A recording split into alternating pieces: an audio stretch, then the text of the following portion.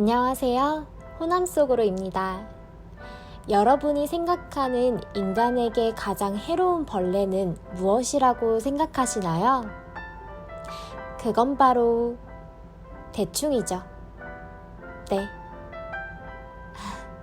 제가 지어낸 말이 아니고 아시는 분들은 다 아는 오늘 주인공의 어록 중 하나인데요. 광주 출신 동방신기의 멤버 윤호윤호를 소개합니다. 열정 만수르로 유명한 윤호윤호는 2003년에 SM엔터테인먼트에서 데뷔를 했는데요. 요즘 10대들은 동방신기가 원래 5인조 그룹이었다는 것을 모르기도 한다던데, 데뷔 후 약 6년간은 5인 체제로 활동했고 2010년부터 2인조로 활동하기 시작했죠. 동방신기는 신화의 아이돌 그룹 생명 연장에 이바지하였고 빅뱅, 소녀시대, 원더걸스가 2세대 아이돌의 대중화를 이끌었다면 동방신기는 2세대 아이돌의 시발점이라고 할 수 있겠네요. 윤호윤호는 데뷔 전 제1회 SM엔터테인먼트 청소년 베스트 선발대회 댄스장 1위를 수상하며 2000년에 연습생이 되었는데요. 연습생 시절 춤을 가르치는 댄스 코치 역할을 할 때는 매우 엄격해서 실수를 하면 20번만 다시 하겠습니다. 구호를 붙여 희철과 대판 싸울 뻔하기도 했다고 합니다. 동방신기로 데뷔 전에는 다나의 백댄서 및 객원 래퍼를 하며 무대 경험을 쌓았고 그 시절부터 한국과 중국에 팬클럽이 있었다고 하는데 별은 역시 어디에 있어도 빛이 나나 봅니다. 동방신기로 데뷔한 후 2000년대 초반 예능에서 다양한 춤 개인기를 선보이면서 시청자들에게 눈도장을 찍었습니다. 당시 아이돌로서는 드물게 성인 남자의 분위기를 보여주었으며 라이징선, 미로틱에서 선보인 동무로 강한 인상을 남겼죠. 제 학창시절 친구들과의 노래방 추억의 곡이었는데 떼창 완전 가능하거든요. 또한 무대에서 그는 즉흥적으로 기존 안무에 다른 요소를 넣기도 하는데 활동곡의 솔로 파트나 솔로곡의 하이라이트에서 볼 수 있는데요. 최강창민에 의하면 두 사람 중 안무를 더 많이 틀리는 건 윤호윤호지만 문제는 즉흥적으로 바꿔서 춘 안무가 더 멋있어서 옆에서 보고 있으면 화가 난다고 합니다. 다만 타고난 부분만이 아니라 엄청난 노력의 결과물이기도 한데요. 나 혼자 산다를 보면 아침 기상과 동시에 춤 연습을 하고 인형을 관객으로 설정하여 이미지 트레이닝을 하거나 본인의 리허설 영상을 일일이 모니터링하는 모습이 나오는데요.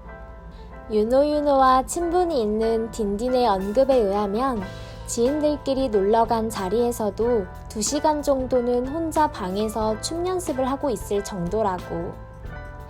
이런 노력이 있는 데다 춤에 최적화된 신체 비율을 갖추었다는 점이 또 플러스가 되는데요. 신체 조건을 토대로 한 춤선은 노력의 산물로 안무 연습을 할 때 거울을 보고 가장 아름다운 선을 찾을 때까지 반복한다고 밝혔습니다.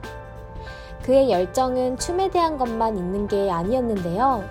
2011년 최강창민의 생일인 2월 18일 KBS 뮤직뱅크에서 외로 무대를 서게 되었는데 도입부에서 윤호윤호가 창민아 생일 축하한다!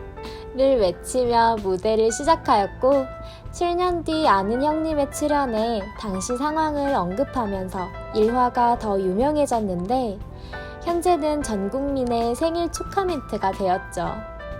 매사 모든 일에 열정적인 그의 별명이 괜히 생긴 게 아니라는 생각이 드네요. 이런 그에게도 몇 가지 논란 및 사건 사고가 있었는데요.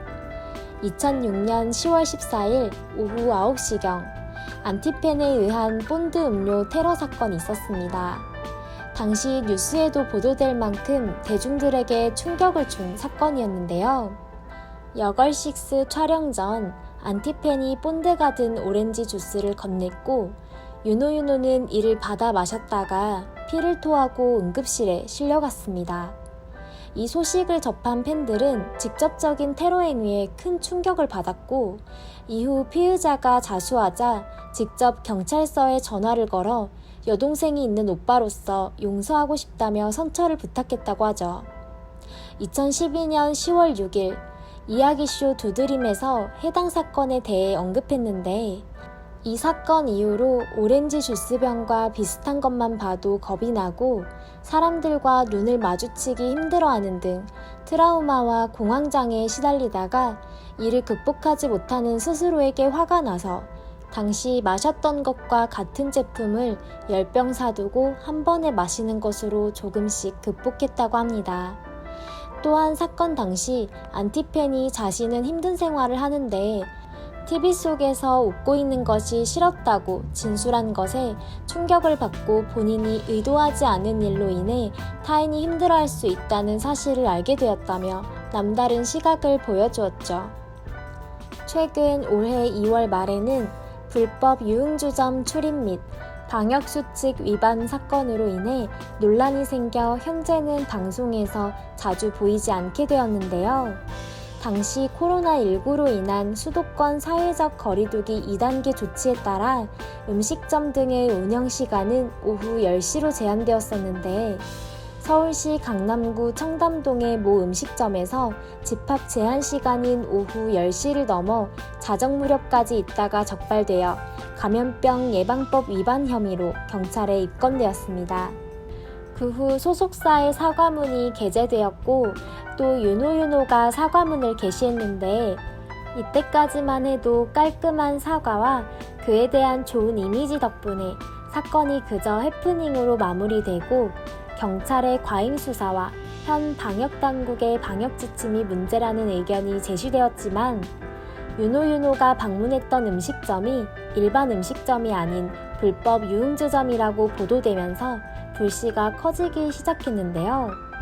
보도에 따르면 윤호윤호는 단순히 친구들과 일반 음식점이나 술집이 아닌 회원제로 운영되는 불법 유흥주점에서 자정 무렵까지 지인 3명, 여성 종업원과 술을 마시다 적발되었다는 것이며, 적발 당시 윤호윤호는 도주를 시도했고 지인들이 윤호윤호의 도주를 돕기 위해 경찰과 몸싸움을 벌여 경찰이 수갑을 채우겠다는 경고를 주는 등 한바탕 소동이 일어났다고 합니다. 해당 보도로 인해 여론이 급속도로 악화되며 윤호윤호를 비난하는 분위기가 형성됨은 물론 커리어에 심각한 타격을 입으리라는 예상이 이어지고 있는데요. 건실한 청년 이미지로 대중에게 인식되어 있던 그가 불법 유흥주점 출입은 물론 도주를 시도하고 자신에게 불리한 범법행위 정황을 숨기고 친구들과 식사를 하다가 실수를 했다는 말로 대중을 속이려 했다는 점에서 그동안 쌓아왔던 이미지가 물거품이 될 위기에 처한 거죠. 현재 여러 의혹만으로도 윤호윤호의 이미지는 크게 실추되었으며, 이에 따라 그의 향후 활동에도 상당한 차질을 빚을 것으로 예상되고 있습니다. 파도 끝이 없던 그의 미담들이 무색해질 만큼 악화된 상황에서 어떻게 다시 재기할까 많은 궁금증을 불러일으키는데요. 충분하고 진심 어린 반성의 시간을 지나 그가 그랬던 것처럼 대중들의 용서를 얻고 하루빨리 무대에서 멋진 모습을 볼 수 있길 바라봅니다. 오늘 영상은 여기에서 마치겠습니다. 감사합니다.